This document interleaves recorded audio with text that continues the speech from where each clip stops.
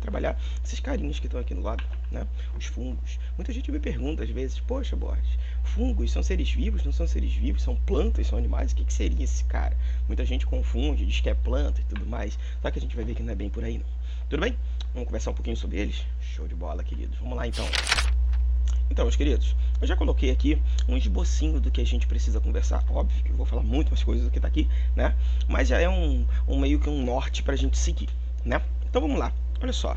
Os fungos, ou reino fungi, como a gente estava conversando anteriormente, são organismos de natureza eucarionte. O que é isso? Ele já tem aquela célula já com o seu material genético isolado, já tem aquela carioteca, já tem organelas capazes de dividir as funções internas metabólicas, aumentando o nível de complexidade dessa célula de forma ímpar, absurda, né? Muito semelhante com o que acontece, por exemplo, com os protozoários do reino protoquitistas, as algas, plantas, animais. Então ele já tem um metabolismo mais próximo, né, desse grande nível de complexidade dos organismos que eu comentei com vocês, né? Bem, eles são classificados como organismos heterotróficos, ou seja, ele não é capaz de produzir o seu próprio alimento numa atividade fotossintética ou numa atividade quimiosintética. Então a gente já tem que tomar o cuidado, porque muita gente gosta de classificar os fungos como se eles fossem plantas, né? Pelo fato dele estar fixo no ambiente, e não é bem por aí. As plantas, sim, elas têm uma capacidade autotrófica, elas conseguem produzir a sua matéria orgânica, né, mediante a presença de luminosidade, só que o fungo não tem essa capacidade. Eles são heterotróficos. Isso implica em ter enzimas capazes de fazer a degradação, capazes de fazer a digestão dos nutrientes que ele consegue acessar, né, que se tornam biodisponíveis para ele. Só que ele tem uma característica interessante. Essa sua capacidade heterotrófica, ela se dá por absorção. O que quer dizer isso? Ele tem enzimas de altíssimo poder catalítico, onde ele libera essas enzimas sobre a matéria orgânica que ele encontra. E essa matéria orgânica, ela é capaz de ser decomposta graças a essas enzimas, tá? Que acabam fazendo com que aquelas macromoléculas, aqueles nutrientes, aqueles macronutrientes, como os mais complexos, amido, ou um carboidrato complexo, né? Uma proteína mais complexa, um lipídio mais complexo, ele consegue decompor em porções menores, capazes de serem absorvidos por suas células. Para aumentar a eficácia disso, evolutivamente foi vantajoso para esses caras ter um corpo com uma estrutura filamentosa. E o que vem a ser isso? Eles são bem compridinhos, né? As suas células são mais compridinhas, tá? E associado a esse metabolismo heterotrófico que consegue se inserir na matéria orgânica para fazer a absorção, o poder enzimático de fazer aquela macromolécula, aquele macronutriente ser convertido em matéria inorgânica, o dá a condição de decompositor, certo? E esse decompositor tem uma importância ecológica absurda, porque nós podemos dizer que esses organismos eles são capazes de pegar aquela matéria orgânica que está disponibilizada no ambiente e converter em matéria inorgânica. Na prática, como que isso funciona? Ele consegue pegar, por exemplo, queridos, uma proteína e decompor essa proteína até chegar, por exemplo, em nitrogênio, certo? Em carbono, certo? Ele consegue chegar no nitrogênio, carbono, oxigênio. Então, na verdade, ele vai fazer toda aquela fragmentação que já disponibiliza aquilo como matéria inorgânica, que é vantajoso pra caramba para organismos produtores. Então, o papel ecológico desse cara como um decompositor é absurdo. É extremamente importante. Porém, nem todos têm esse tipo de comportamento. Existem fungos que são livres no ambiente, graças ao ciclo reprodutivo ele consegue se espalhar no ambiente com uma certa facilidade, porém também existem fungos com um poder parasítico enorme, né? E a gente acaba se tornando refém dentre esse universo de possibilidades parasitárias do fungo. Ele consegue acessar o ser humano, ele consegue acessar plantas, né? Existem vários fungos para acessar vários outros tipos de hospedeiros, criando doenças que nós conhecemos, por exemplo, como micoses, né? Pé de atleta, você já deve ter escutado falar, né? Pano, que é uma doença também característica, cândida. Então são doenças ocasionadas por um parasitismo, né, desempenhado por fungos. Ah, mas é qualquer fungo que consegue fazer isso? Claro que não, cara. Assim como todos os seres vivos, né, existem grupos que conseguem se adequar a uma condição fisiológica, tá? E existem outros grupos que se adequam a outras condições. Como os fungos, eles podem ser parasitas, podem ser decompositores de vida livre, né? Então existe um leque gigantesco de diversidade dentro desses grupos de organismos. Para a gente entender melhor como eles funcionam, seria interessante nós estudarmos a estrutura celular desse cara, que faz toda a diferença. Tá? Logo de cara, a gente pode dizer que as células dos fungos já têm um nome diferente. Né? Eu não chamo simplesmente de célula. É muito comum você classificá-lo como hifas, como eu até coloquei aqui para vocês, ó, hifas. Só que essas hifas elas podem ser configuradas de formas diferentes. Por exemplo, nós temos as hifas chamadas de hifas cenocíticas, tá? E o que vem a ser uma hifa cenocítica de um fungo? Como todo fungo é filamentoso, essas hifas são bem compridinhas. Só que a hifa cenocítica, ela vai apresentar características internas metabólicas de um organismo eucarionte, só que dá para perceber que ela tem núcleos que não são separados entre si. Isso é uma característica cenocítica, porque todo fungo que vai ter essa célula compridona, né, sem divisões internas, não. Existem fungos que apresentam hifas septadas. E o que seriam hifas septadas? São hifas que apresentam compartimentos em suas estruturas. E vou até colocar numa cor diferente aqui, só para você perceber a variação. Olha aqui, isso aqui são septos internos. E toma nota do seguinte, perceba que eu não fechei, o septo ele não encontra em suas duas extremidades a membrana desse fungo, a membrana plasmática não. Por quê? Ele permite uma abertura que fazem com que esse espacinho que você está vendo aqui, ele se comunica com esse espacinho aqui, ou seja, são estruturas que estão divididas, certo? Porém, mantendo uma comunicação citoplasmática, tá? E que você pode perceber, por exemplo, que hifas septadas, em cada cavidade dessa de septo, você pode abrigar um ou dois núcleos. Ah, peraí, então quer dizer que a célula fúngica, ela pode ser multinucleada? Não só pode como é, né? Não só pode como é. E, na verdade, é graças a essa quantidade de núcleos que a gente faz uma nova subdivisão dentro desse grupo de hifas. As hifas septadas, elas podem ser monocarióticas, quando o espaço entre os septos é ocupado por apenas um núcleo. Então, por exemplo, esse espacinho tem um núcleo, esse espaço aqui tem um núcleo, esse espaço aqui um núcleo. Logo, hifa septada monocariótica. Um núcleo em cada cavidade dessa, certo? Já as hifas septadas, classificadas como dicarióticas, elas apresentam dois núcleos, certo? Entre os septos. Vou botar novamente aqui a marcação do septo para você identificar que aqui nós temos dois núcleos em cada cavidade interseptar, certo? Isso dá para a gente identificar pelo seguinte: fungos que apresentam hifas cenocíticas normalmente são fungos menos complexos, certo? Já quando a gente identifica as hifas septadas, a gente consegue visualizar fungos de maior complexidade. Mas eu vou falar melhor um pouquinho sobre isso com vocês mais à frente, né? Bem, queridos, vamos pegar o seguinte. O fungo mais clássico que você já deve ter visto, né? Te lembra um cogumelo? Quem nunca comeu um champignonzinho, né? Às vezes é mais difícil você achar, tem gente que não gosta, tem gente que não curte muito o sabor, tá? Mas geralmente você já deve ter visto em mercado, por exemplo, tem lá bastante. Então o que acontece? Essa estrutura aqui te lembra um fungo, mas todo fungo é assim? Não, cara, não é. Isso aqui é um grupo específico de fungos que apresenta essa característica. Agora, eu posso dizer sim, o que você encontra em termos de estrutura nesse fungo, tá? Tem muitas partes que são compartilhadas por outros grupos. Por exemplo, as hifas, a gente consegue identificar aqui, aqui eu botei já um monte de hifas, que nesse caso são septadas pelo tipo de fungo, várias hifas aglomeradas. Então, essa aglomeração de hifas cria o que a gente chama de tecido fúngico, que tem um nome específico, chamado de micélio, que nada mais é o conjunto de hifas compondo um tecido de um fungo.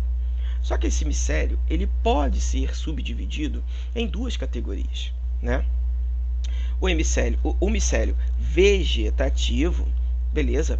É aquele grupo de tecido, aquele grupo de hifas, que ele se torna de certa forma permanente para esse fungo.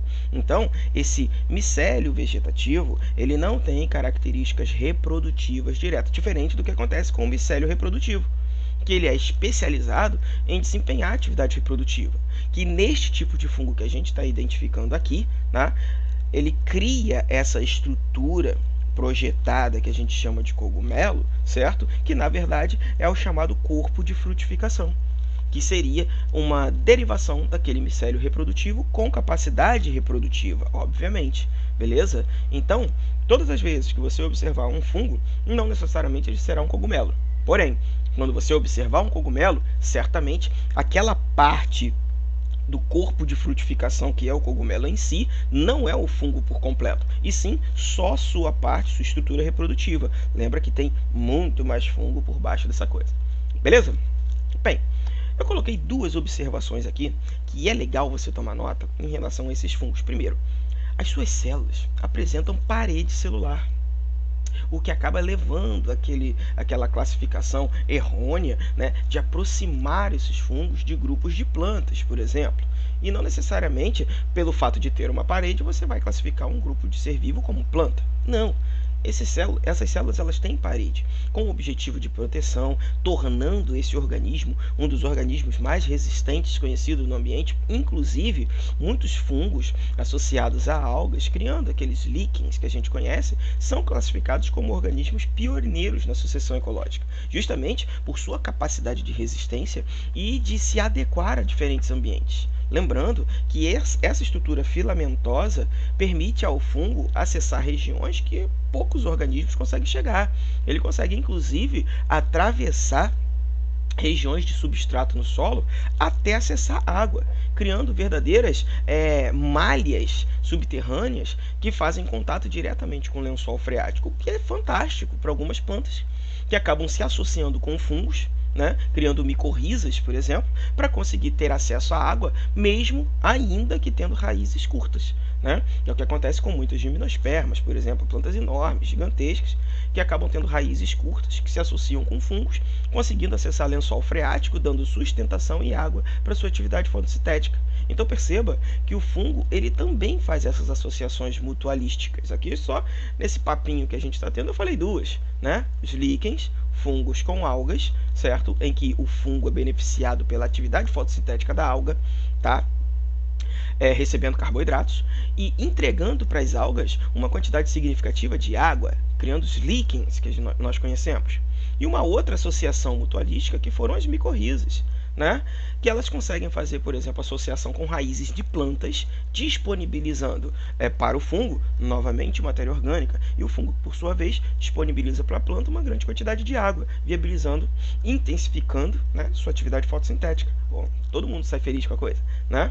Então, nessa lógica, a gente consegue perceber que essa parede celular dos fungos abre o leque de possibilidades, até mesmo de possibilidades evolutivas para esse grupo de organismos.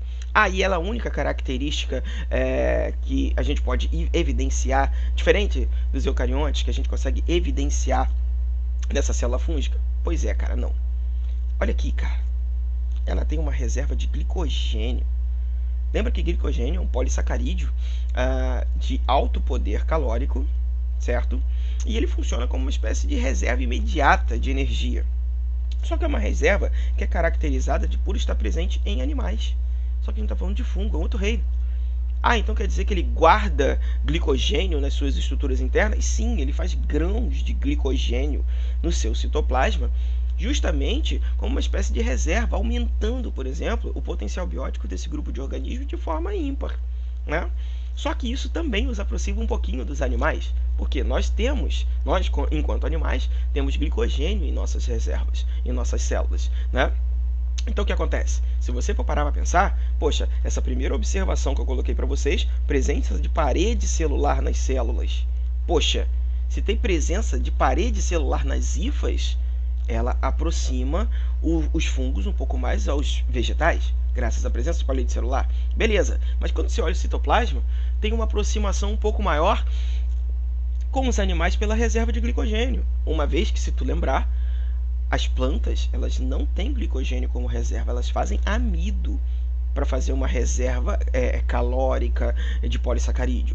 Então, perceba que esse cara é como se ele estivesse ali no meio do caminho, compartilhando características com plantas, compartilha características com animais, mas isso torna esse grupo extremamente exclusivo, né? É um grupo somente de seres que têm essas características. Por isso que eu não posso dizer não é planta, não é animal, fungo é fungo e pronto, acabou. Certo? Queridos, quando a gente pega esses fungos, obviamente, eles têm uma diversidade gigantesca, enorme, certo? E quando a gente fala de diversidade dentro desses fungos, é interessante a gente observar a sua classificação, né? Como que eles se classificam. Porém, para mostrar essa classificação, eu vou mostrar num cladogramazinho para a gente ver melhor, identificar como é essa linhagem evolutiva desses caras. Olha só. Então, meus amigos, aqui já nessa outra tela, a gente consegue ver mais ou menos como é que seria assim, um resumão da linhagem evolutiva que deu origem aos grupos de fungos que nós conhecemos hoje. Beleza? Então, o que acontece? Na linhagem evolutiva, nós temos como características, acreditam pesquisadores, que o grupo que deu origem a esses fungos surgiu dentro do reino protoictista, certo? Mas ainda não há evidências que podem bater o martelo. Há sim algumas comprovações, algumas analogias, mas não tem aquele organismo que fez a ponte entre eles, certo? O que podemos dizer é que esse grupo, ele começou a fazer aquela nutrição por absorção, aquela heterotrofia por absorção que nós conversamos, que viabilizou a decomposição, convertendo matéria orgânica em matéria inorgânica nesses organismos. A vantagem de se ter o glicogênio como reserva, que é um polissacarídeo imediato, muito próximo do que acontece com os animais, tá? Só que na reprodução desses caras houve uma característica interessante: o surgimento de esporos, né? Para fazer essa reprodução, oriundos de atividade meiótica, então são esporos haploides. E nós vamos ver mais à frente como que funciona essa reprodução, que é bem característico desses fungos. A quitina na parede celular, aquele polissacarídeo nitrogenado que nós conversamos, e as hifas fazendo a sua organização corporal, criando a estrutura de micélios, né? Só que a partir disso, nós tivemos alguns grupos, vamos dizer assim, 4 grandes grupos, né, que hoje são os grupos naturais dentro desses fungos, que existem evidências evolutivas que comprovam o surgimento deles, beleza? Hoje nós podemos classificá-los como Chytridio, deixa eu botar todos aqui logo para vocês, legal. Chytridiomyceto ou Chytridiomycota, que são organismos que acreditam muitos pesquisadores que tenham sido os primeiros fungos que apareceram, né? Eles são fungos que vivem em meio aquoso, né? Os solos úmidos, né? A gente consegue identificar, porém, eles absorvem a matéria orgânica e fazem parasitismo em algas, protozoários, outros fungos, plantas, animais. São organismos que não causam tantos problemas ao ser humano, beleza? Mas eles funcionam como uma espécie de ponte entre o antigo protoictista, certo? E o fungo, que seria o primeiro.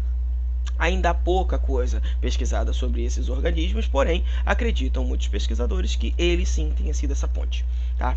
O primeiro grupo de fungos que já começa a ser um pouco mais estudado a partir de Chytridiomyceto ou Chytridiomycota são os zigomicetos ou zigomicota, que são fungos que hoje em dia você consegue identificá-los como um dos mais abundantes, é o que mais você vê no ambiente, né?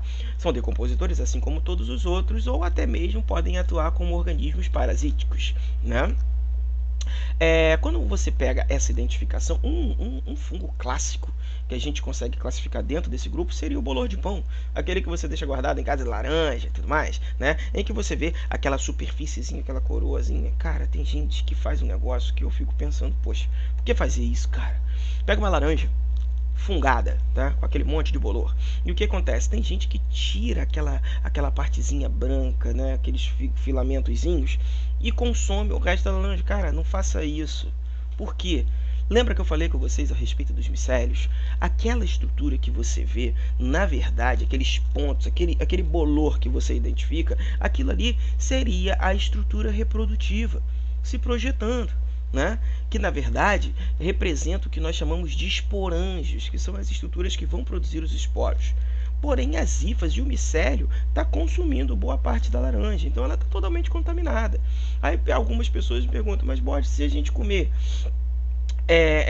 consumir essa laranja fungada, mesmo tirando essa superfície, consumir o resto, isso pode me fazer mal? Cara, pode, porque depende muito do organismo. Pode te levar à morte? Aí vai depender do tipo de fungo que a gente está falando, certo? É muito difícil isso acontecer, é verdade. Mas esse grupo de organismos pode causar, por exemplo, algumas irritações intestinais, né, problemas sanguíneos, enfim, uma série de complicações que é o mais interessante você pegar aquele bolorzinho e joga aquilo fora, né, cara? Pelo amor de Deus. Enfim, vamos lá.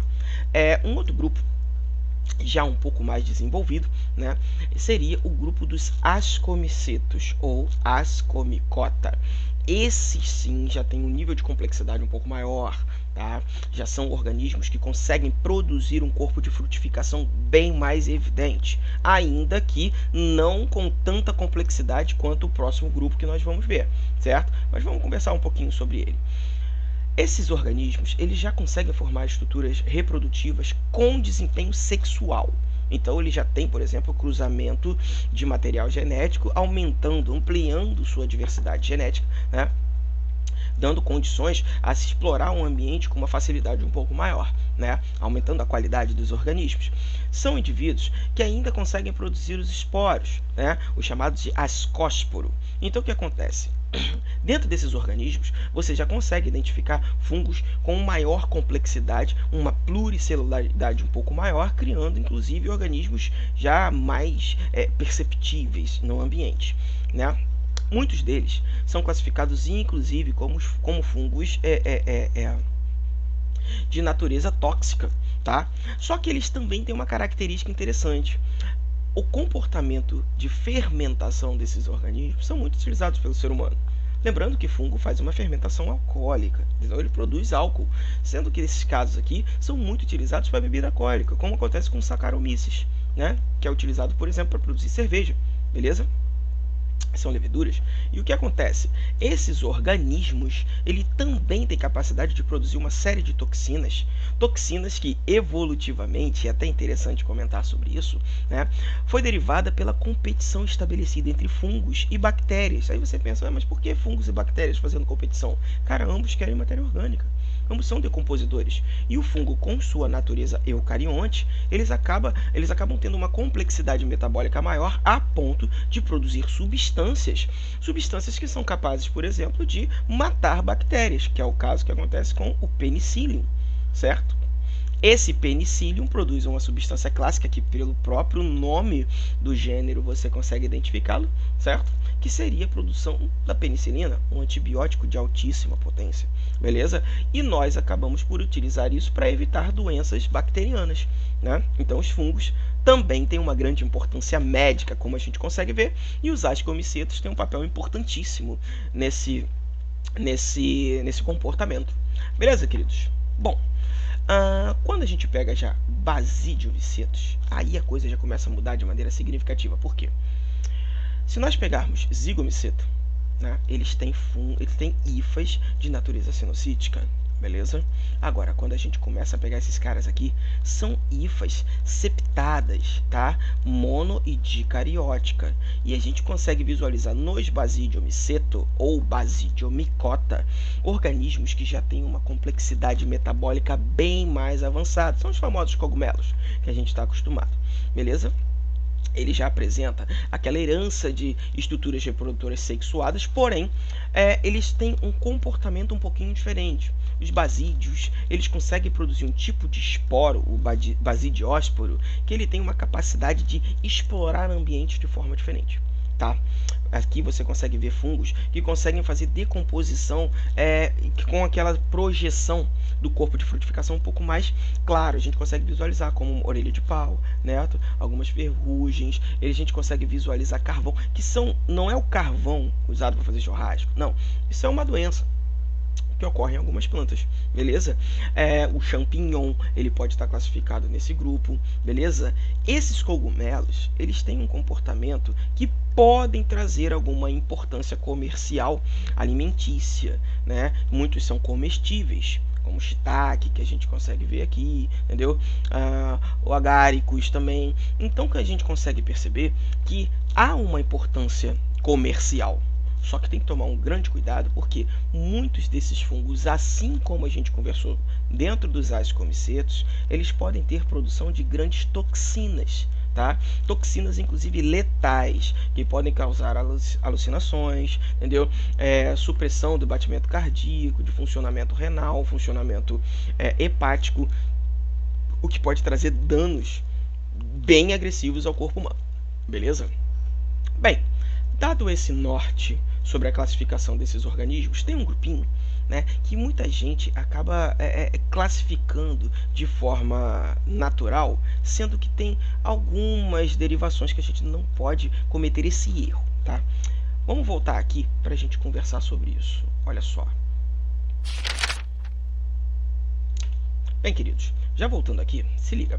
Eu coloquei aqui para vocês um grupo que pode ser classificado como deuteromicota ou deuteromicetos. Só que esse grupo ele é classificado como um grupo artificial. O que quer dizer isso?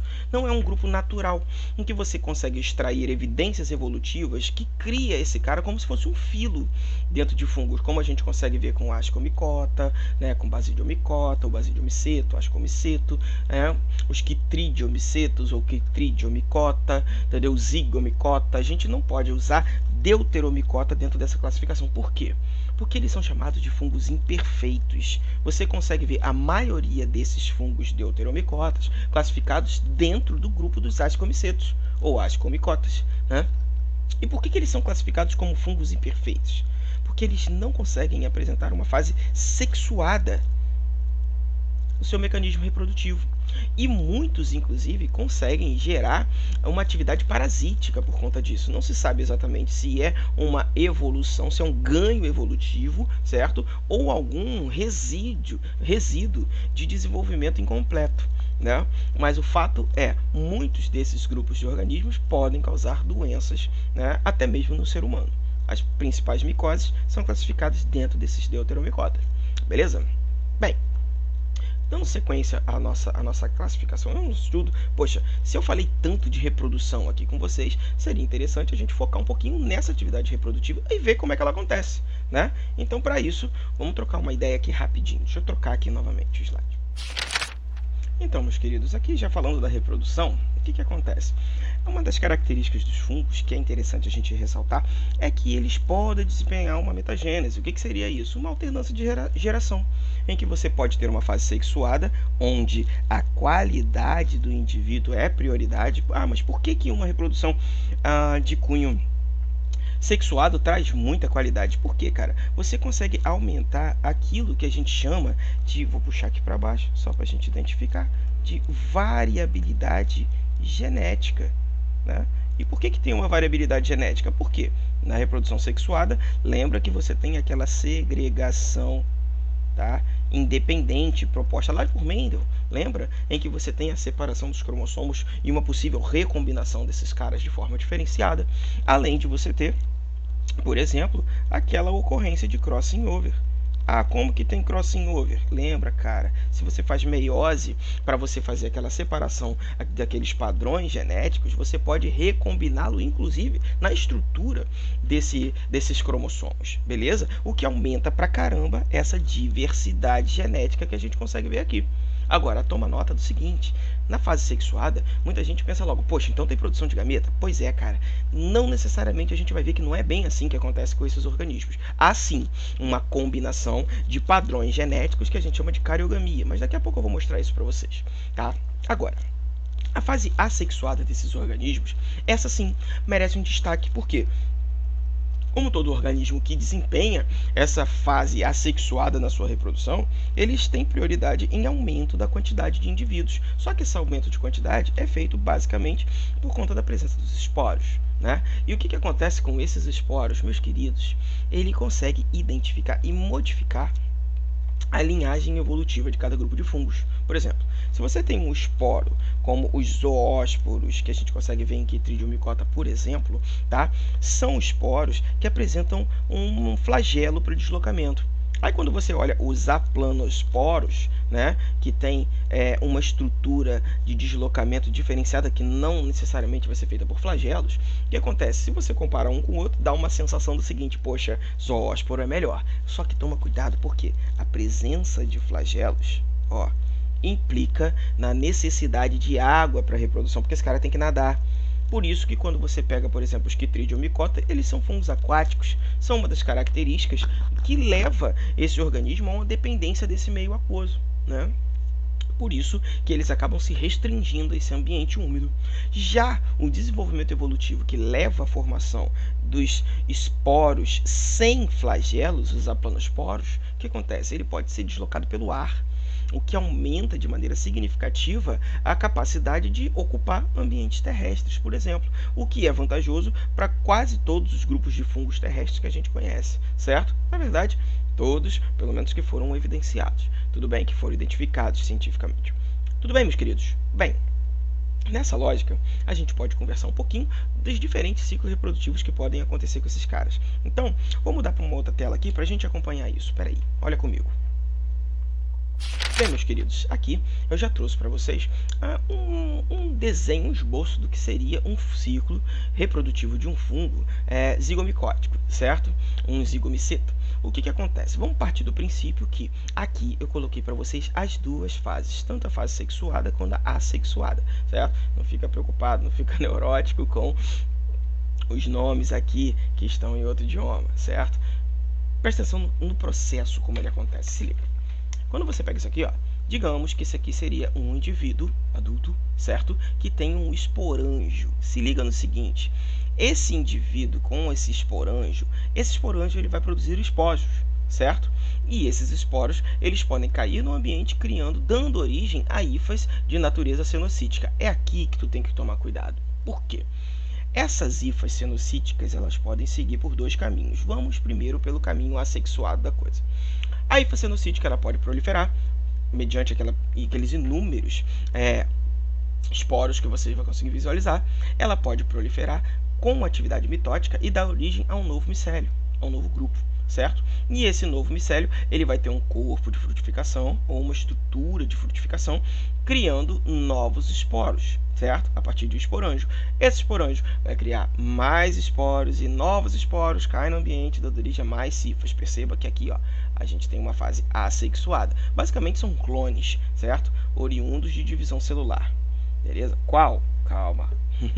Quando você pega aqui a hifa cenocítica, quando ela tem um comportamento sexual, aí a coisa muda um pouquinho. Por quê? A gente pode ter uma hifa, vamos chamar, para diferenciá-las de hifa positiva e negativa, certo? Digamos que eu tenho uma hifa positiva que ela vai projetar uma estrutura com o objetivo de fazer uma junção cariótica ou uma cariogamia. Que é isso? Uma mistura, uma junção de núcleos. A hifa positiva se junta com a projeção da hifa negativa. E essa projeção vai dar origem a células, né, que vão se juntar gameticamente, por isso eu chamo de gametanjo. A diferença é que essa junção vai criar células diploides por cariogamia. E um zigoto será formado. Um zigoto diploide, 2N. Pois é, cara. E esse zigoto diploide, sustentado pelas hifas sexuadas, vamos dizer assim, por um suspensor, né? Esse zigoto ele vai fazer uma série de meiose. E lembra, se você tem junção de núcleos haploides, sim, haploides, você vai ter uma estrutura diploide por essa junção, e essa estrutura diploide vai fazer meiose, ou seja, a diploidia nesses fungos é muito rápida. É só um zigoto com a capacidade de fazer meiose e dar origem a novos esporos que, ao germinar, você vai ter origem novamente de vários esporângios que podem assumir essa fase assexuada novamente. Perceba comigo o seguinte: a vantagem dessa fase assexuada foi aquilo que a gente conversou, seria o aumento da quantidade de indivíduos no ambiente, porque é muito mais rápido. Agora, essa fase sexuada perceba que ela não implica na produção direta de gametas, mas sim numa junção de núcleos, criando um zigoto diploide que, graças a essa junção de indivíduos, de núcleos haploides, você tem uma grande variabilidade genética, o que acaba fazendo com que o surgimento desses novos esporos haploides oriundos de meiose, ele já tem uma variabilidade genética ocasionada tanto pela segregação independente, quanto pelo cruzamento, certo? E até mesmo por conta daquela possibilidade do crossing over, trazendo uma diversidade muito maior para esse grupo de organismos, certo? Então perceba que ele pode fazer tanto a fase sexuada quanto a assexuada, certo? Diferente, queridos, do que acontece com esse grupo de organismos aqui, ó. Quem são esses? Aqueles que já apresentam uma característica de células dicarióticas, ou seja, hifas septadas dicarióticas com uma grande diversidade genética já na sua origem. Então vamos partir do princípio do seguinte: digamos que nós temos aqui um corpo de frutificação, certo? Lembrando que aqui você vai ter os micélios desses indivíduos com células dicarióticas. Então, ó, perceba aqueles núcleos dobrados dentro daquele espaço interceptar, né? Se nós pegarmos essas hifas, quando projetadas no corpo de frutificação, você consegue perceber que a base desse corpo de frutificação, você vai ter uma série de células dicarióticas que, olha o que elas fazem, elas juntam seus núcleos, criando zigotos diploides. Ah, então essas hifas são haploides? Sim, cara. Elas juntam formando um zigoto diploide e, novamente, esse zigoto diploide, ele passa por uma meiose zigótica, criando esporos, múltiplos esporos. Nesse caso, como estamos falando de um basidiomiceto, basidiósporo. E esses esporos, aplanosporos, lembra, eles vão cair no ambiente, sendo carregados pelo vento, como nós conversamos, e eles germinarão, dando origem a hifas sexuais, certo? Hifas haploides sexuais, que ao cair no ambiente, elas vão fazer fusão de micélios, certo? Com um padrão genético haploide, certo? Que essas hifas vão se proliferar. Dicarióticas, elas vão espalhar sobre aquela matéria orgânica, dando origem a novos micélios vegetativos que, em situações oportunas, disponibilidade de matéria orgânica, disponibilidade de nutrientes no ambiente, disponibilidade de água, faz com que eles consigam fazer novamente o corpo de frutificação e restabelecer o ciclo. Perceba? Ó, natureza aqui sexuada, perceba, até com fecundação de núcleos, perceba, tá? E a fase assexuada pela liberação de grande quantidade de esporos. Então, perceba que ele consegue ter o melhor dos dois mundos, como a gente havia conversado anteriormente. Tudo bem, meus queridos? Espero ter ajudado. Até uma próxima. Tchau, tchau.